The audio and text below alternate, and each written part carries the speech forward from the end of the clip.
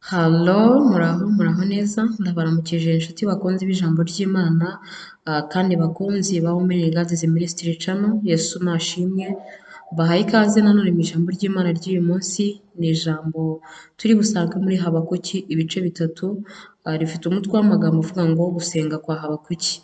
Mbere y'uko rero twumva isengesho ry'uyu muhanuzi Habakuki, reka tubanze dufatanyirize hamwe dusenge. Mana yacu duciye bugufi imbere yawe, nushyirwe hejuru.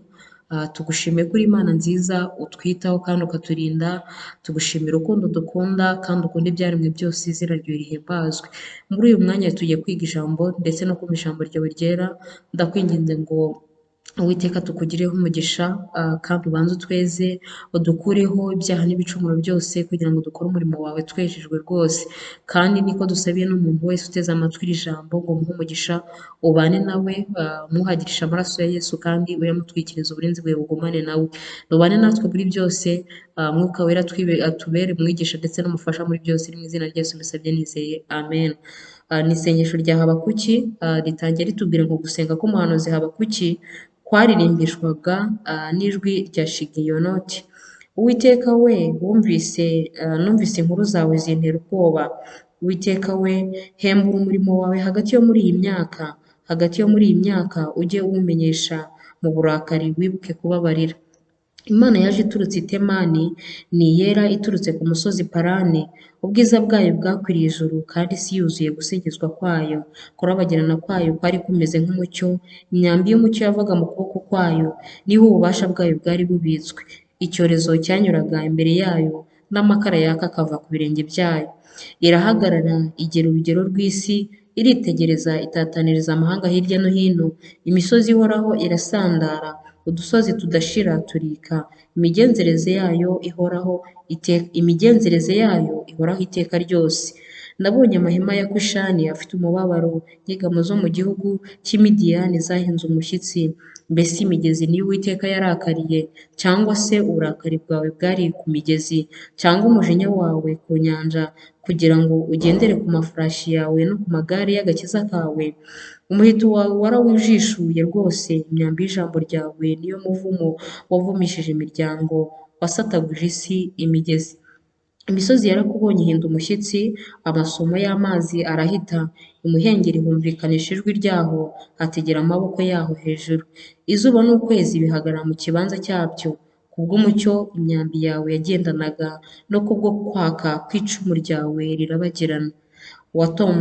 Watambagiye igihugu ufite umujinya mwinshi, uhondaguza amahanga uburakari. Wazanywe no gukiza ubwoko bwawe kandi no gukiza uwawe wasize. Wakomerekeje umutwe w'inzu y'inkozi y'ibibi, ukuraho urufatiro ugeza mu gihumbi cyayo. Watikuye umugaba w'ingabo ze n'amacumu ye ubwe, baje kuntatanya bameze nka serwakira, byasaga nk'aho banezezwa no kumaraho abakene rwihishwa. Inyanja wayikandagije amafarashi yawe mu kigogo cy'amazi menshi. Narabyumvise umubiri wanjye uhinda umushyitsi, iminwa yanjye isusurumirishwa n'iryo jwi. Ikimungu cyinjira mu magufwa yanjye, mpindura umushyitsi aho ndi, kuko nkwiye gutegereza umunsi w'amakuba mwitondeye, igihe uzagera ku bwoko buzaduteza ibitero. Naho umutini utatoha n'inzabibu ntizera imbuto, bagahingira ubusa imyelayo n'imirima ntiyere imyaka, n'intama zigashira mu rugo n'amashyo akabura mu biraro, nta kabuza ko nishimira Uwiteka nkanezererwa mu Mana y'agakiza kanjye. Uwiteka Yehova ni we mbaraga zanjye, ibirenge byanjye abihindura nk'iby'imparakazi, kandi azantambagiza aharengeye hanjye. Amen. Naho dusoreje ni Habakuki ibice bitatu, dusomye umurongo wa mbere kugeza ku murongo wa 19. Ni ijambo rirerire ariko byari bikwiriye yuko turisoma kuko ariko umwuka w'Imana riduhaye ryose. Ni ijambo ry'ubuhanuzi, kandi nk'uko banabitubwiye ko uyu mugabo yari umuhanuzi, iri jambo naryo ririmo ubuhanuzi. Riratubwiye ngo Uwiteka uhembure umurimo wawe muri iki gihe. Natwe nk'abantu b'Imana kandi nk'abantu basenga. Muri iki gihe dukwiriye gusenga tubwira Uwiteka ngo hembura umurimo, kandi koko Uwiteka ahagurutse ku ntebe ye, ahagurukijwe no kuza guhembura umurimo we mu gihe nk'iki ngiki.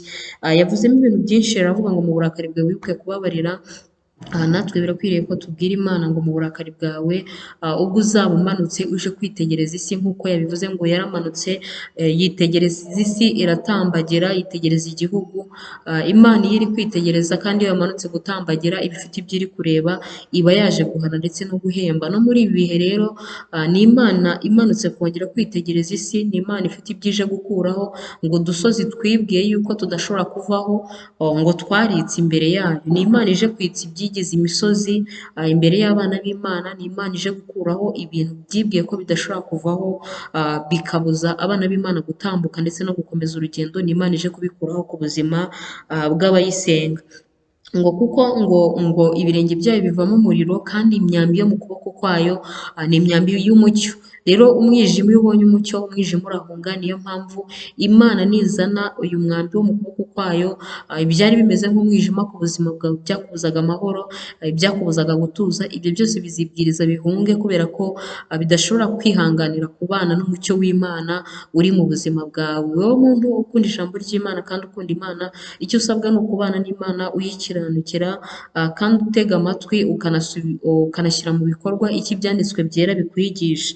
Ngo kuko ikizanye Imana mu gihe nk'iki ngiki ari ugukiza ubwoko bwayo, kandi no gukiza uwayo Imana yasize. Abo Imana yasize yabasigiye agakiza, abo Imana yasize ikabasiga amavuta atandukanye bitewe n'umuhamagaro utandukanye Imana yabahamagaye.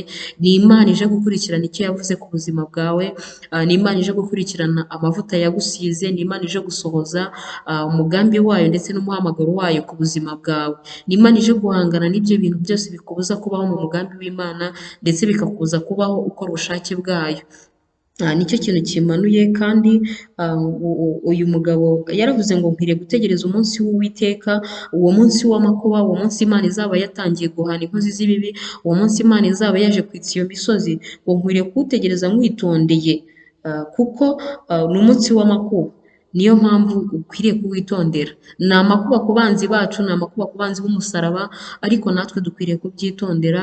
Uyu munsi ntituwutebutse, ahubwo tukarindira ubushake bw'Imana, akaba ari bwo buwusohoza, ahubwo tugasenga dukomeza tubwira Imana ngo mu gihe nk'icyo ngicyo cy'uburakari bwinshi uri guhana, wibuke kubabarira, ubabarire abantu bawe, ubabarire abakubaha, ubabarire abagushaka, mu gihe uje kuturengera ndetse no kudutabara.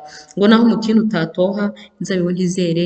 Birakwiriye ko umuntu w'Imana aba ashimira Imana, ngo nta kabuza ko nishimira Imana Uwiteka, nkanezererwa mu Mana y'agakiza kanjye. Niho ibyishimo byacu biri, niho umunezero wacu ukwiriye kuba ubitse, ni mu Mana. Nta kintu na kimwe gikwiriye na kimwe kudutenteburukisha, ngo kabone n'aho amatungo yacu atagwira. Uwiteka Yehova niwe mbaraga zacu, kandi ibirenge byacu niwe ubihindura nk'iby'imparakazi, akadutambagiza aharengeye hacu. Aharengeye ni aho umugambi w'Imana, aharengeye ni ku buzima bwawe. Icyo Imana yakuvuzeho, kugutambagiza, kukujyana mu yindi ntera udashobora kwijyana. Imana yacu ishimwe kuko iri imbere yacu kandi iri mu ruhande rwacu kugira ngo iturwanirire.